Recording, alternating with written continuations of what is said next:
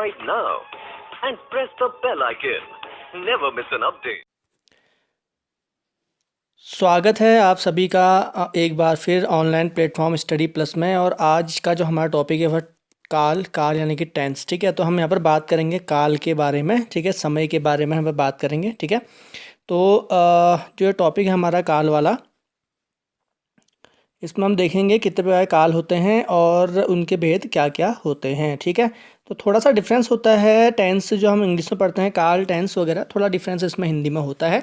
तो इसको हम हिंदी के हिसाब से याद करें तो ज़्यादा अच्छा है। अगर हम मिक्सअप करने की कोशिश करेंगे तो कहीं कहीं पे कन्फ्यूजन हो सकता है। ठीक है, तो चलिए शुरू करते हैं आज की वीडियो। और वीडियो को शुरू करने से पहले कहूँगा लाइक कीजिए, सब्सक्राइब कीजिए और चैनल को और वीडियो को अधिक से अधिक शेयर कीजिए। चलिए देखिए, काल क्रिया के जिस रूप से कार्य करने या होने के समय का ज्ञान होता है उसे काल कहते हैं। यानी कि क्रिया जो किस समय पर हुई, ठीक है, वह समय क्या चल रहा था। ठीक है, जैसे हम कहते हैं ना आज, कल और परसों, तो इस प्रकार से समय का जो बोध होता है उसे हम काल कहते हैं, टेंस कहते हैं। ठीक है, उसमें हमको बताता है कि क्रिया किस काल पर हुई। जैसे बच्चे खेल रहे हैं, बच्चे खेल रहे थे और बच्चे खेलेंगे। इसमें आपको देखना, यहाँ पर आप देखोगे कि यहाँ पर हमको जो काल है, समय है, उसका अलग अलग समय का बोध हो रहा है। ठीक है, तो काल के तीन भेद होते हैं।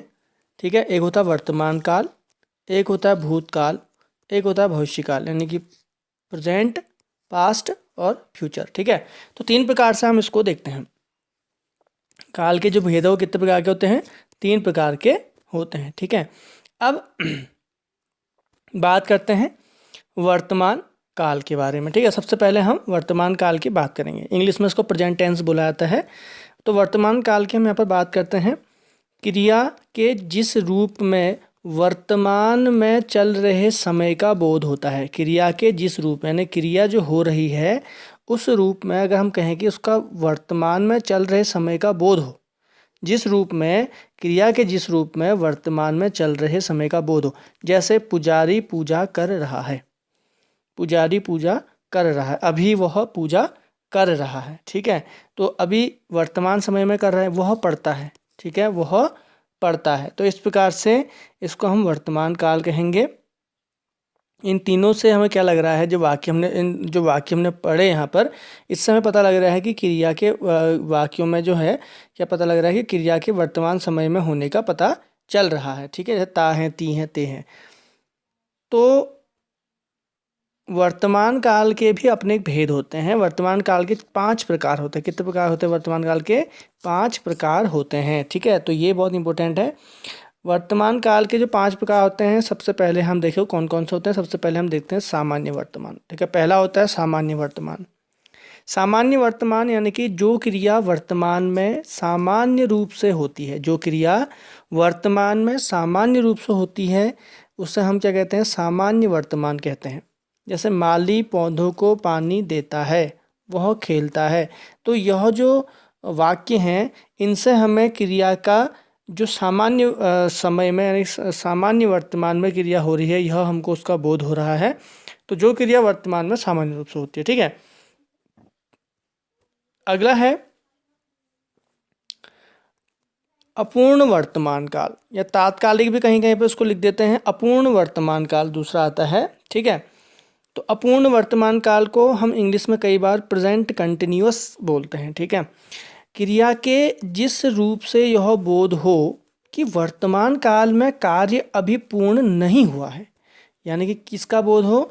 यह बोध हो कि वर्तमान में काल में कार्य अभी पूर्ण नहीं हुआ है, वह चल रहा है, इसीलिए तो अपूर्ण हुआ। अपूर्ण मतलब कार्य चल रहा है। ठीक है, तो चल रहा है। जैसे वह पढ़ रहा है, अभी उसने पूरी पढ़ाई ख़त्म नहीं की तो वो पढ़ रहा है।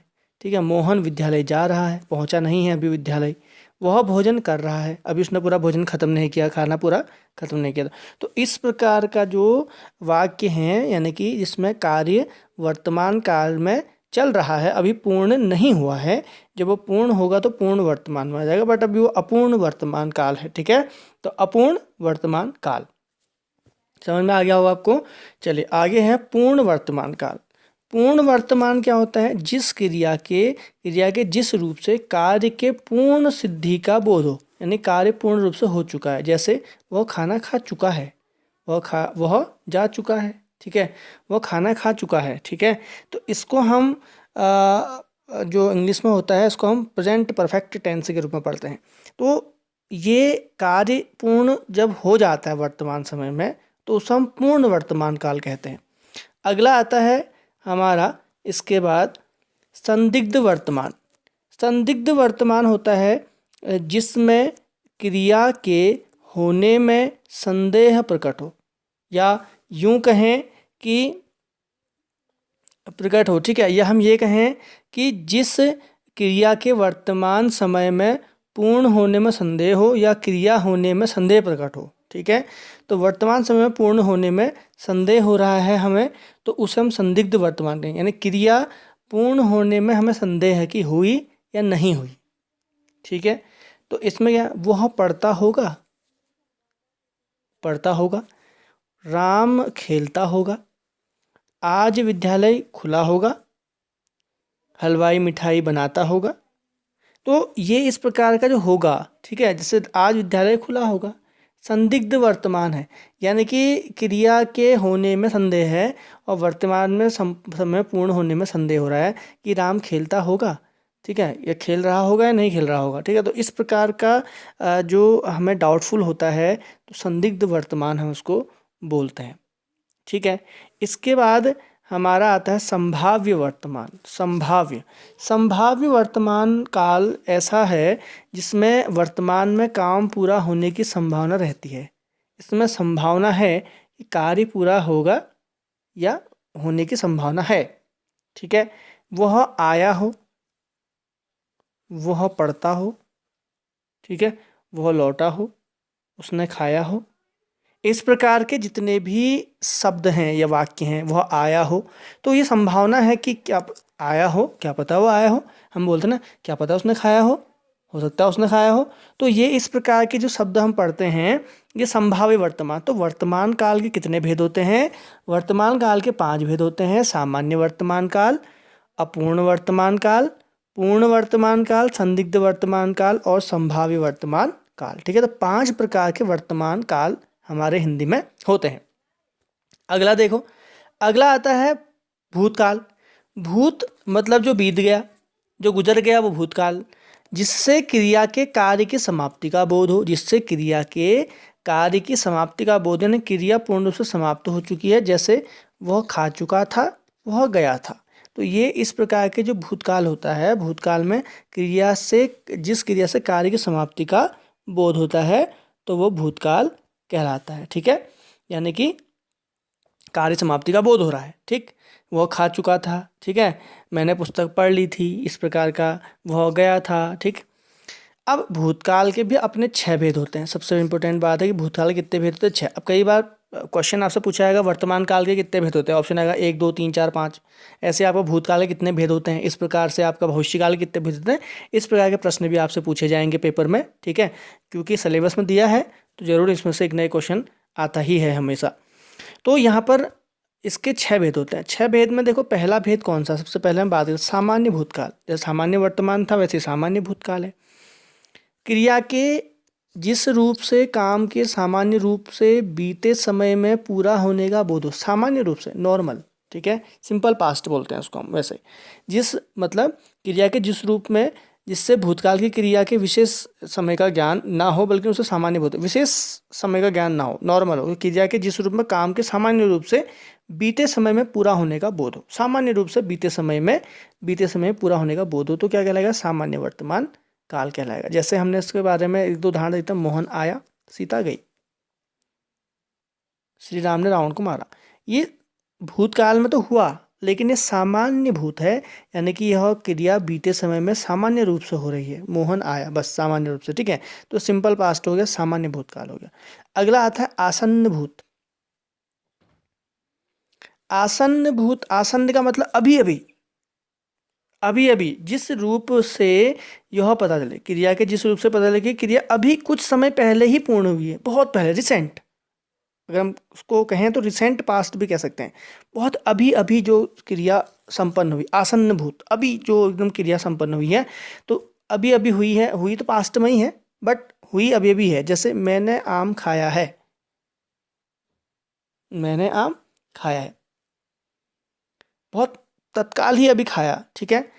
अध्यापक पढ़ाकर आया है, मैं अभी सोकर उठा हूँ, मैं अभी आया। आप कब आए? बस अभी आया मैं, जस्ट 5 मिनट हो रहे हैं, ये 2 मिनट, अभी अभी आ रहा हूँ। तो इस प्रकार के जो प्रश्न आपके जो कई बार हम शब्द बोलते हैं, अध्यापक पढ़ा के आया है या वह गई है, अभी अभी गई है, जस्ट। तो हम कहते हैं ना, अभी जस्ट हम लगाते हैं, हम बोलते भी हैं कई बार कि अरे मैं तो अभी अभी आया, जस्ट अभी आ रहा हूँ, या जस्ट अभी गया। तो इस प्रकार के जो वाक्य हम कई बार बोलते हैं वो होता है आसन्न भूत, उसको हम बोलते हैं हम यहाँ पर रिसेंट पास्ट, ठीक है। जब भी आप कभी इस वाक्य को दोहराओ, कभी बोलो किसी से, तो आप दिमाग में याद रखना कि आप आसन्न भूत का वाक्य बोल रहे हैं। तो ये आसन्न भूत जो होता है, इसका मतलब होता है कि बहुत जल्द, यानी कि तात्कालिक अभी अभी ही वह कार्य पूरा हुआ है, ठीक है, कुछ समय पहले ही। तो इसलिए हम उसको कई बार हम बोलते वक्त भी हम इसीलिए उसमें रिसेंटली या अभी अभी, हाल ही में, तो इस प्रकार के हम लगाते भी हैं कई बार वर्ड, तो वो होता है आसन्न भूत। अगला है पूर्ण भूतकाल।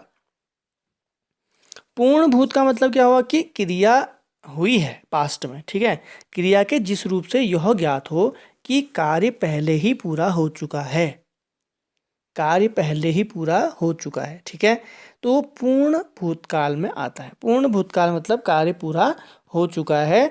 तो जिस रूप में क्या होता है, क्रिया के उस रूप में पूर्ण भूत कहते हैं जिससे क्रिया की समाप्ति के समय का स्पष्ट बोध हो, स्पष्ट बोध हो। जैसे सीता गई थी, गई थी, गई है नहीं कह रहा मैं, गई थी, ठीक है।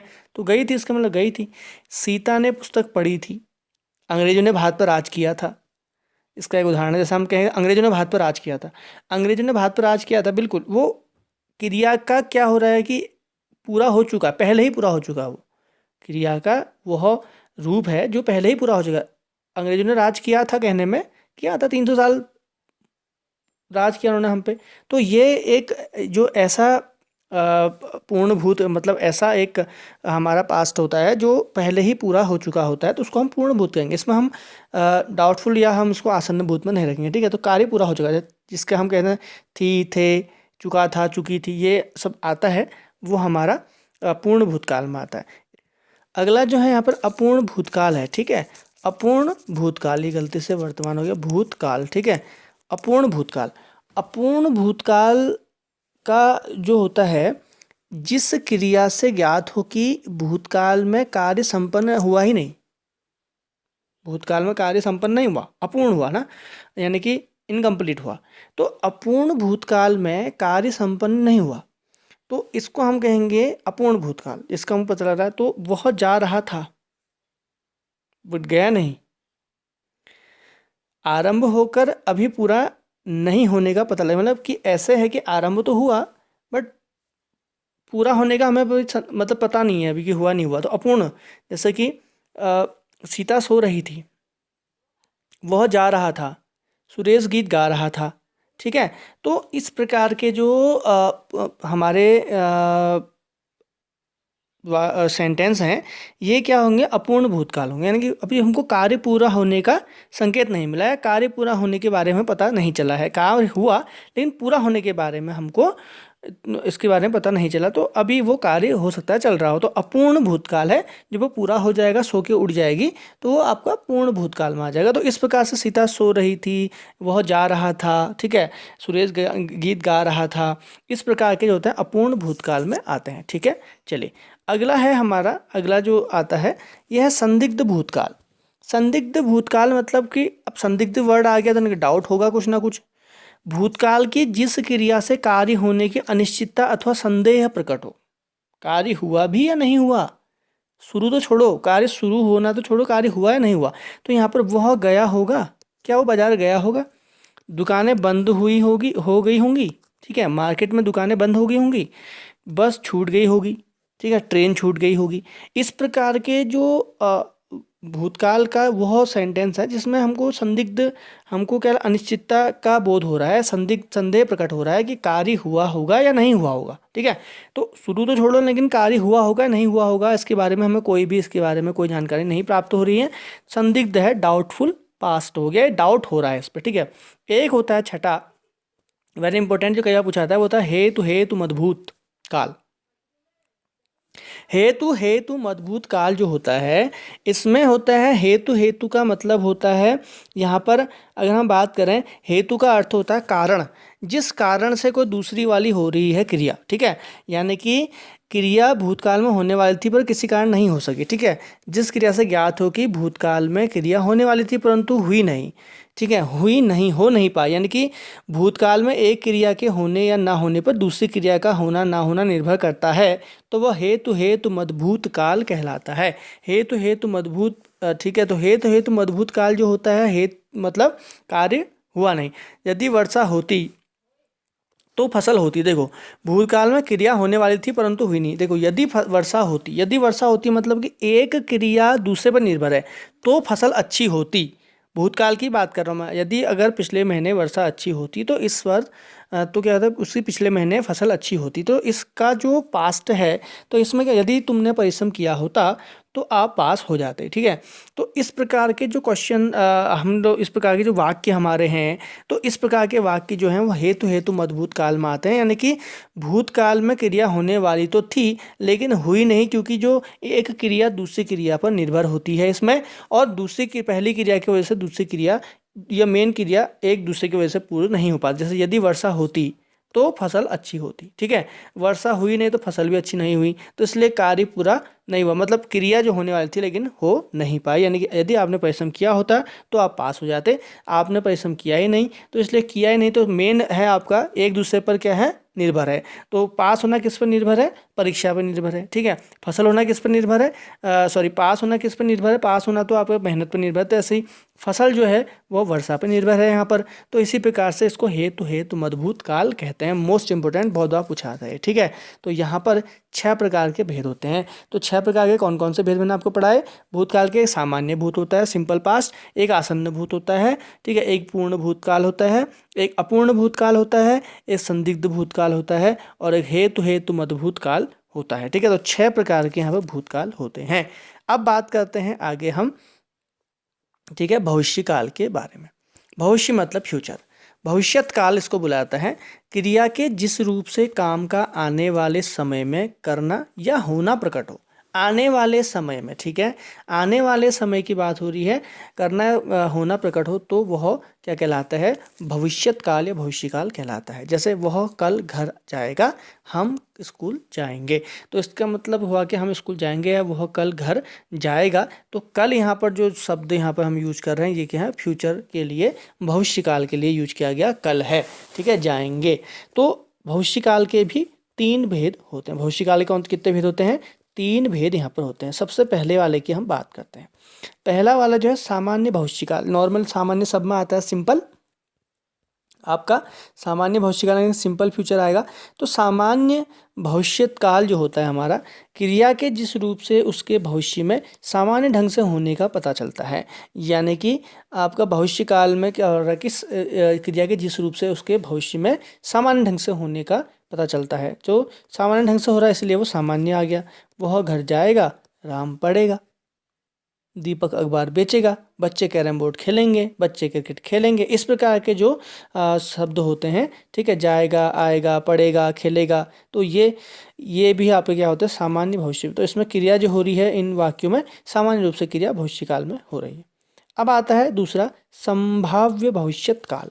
संभाव्य भविष्यत काल क्या होता है, क्रिया के जिस रूप से उसके भविष्य में होने की संभावना का पता चलता है। जिस रूप से उसके भविष्य में होने की संभावना, देखो भविष्य में संभावना है इसलिए संभाव्य हुआ, संभावना व्यक्त करेंगे हम। शायद चोर पकड़ा जाएगा, है ना, तो संभावना व्यक्त कर रहे हैं हम। हो सकता है मैं कल वहां जाऊं, ठीक है, तो हो सकता है कल मैं बाजार जाऊं, हो सकता है कल छुट्टी हो। तो इस प्रकार का जो वाक्य बनेगा यहाँ पर, तो संभाव्य भविष्यत काल क्रिया के जिस रूप में उसके भविष्य में होने की संभावना का पता चलता है, ठीक है। तो संभावना व्यक्त की जा रही है, कार्य होगा या नहीं होगा हमें नहीं पता, बट संभावना हम व्यक्त कर सकते हैं, ठीक है।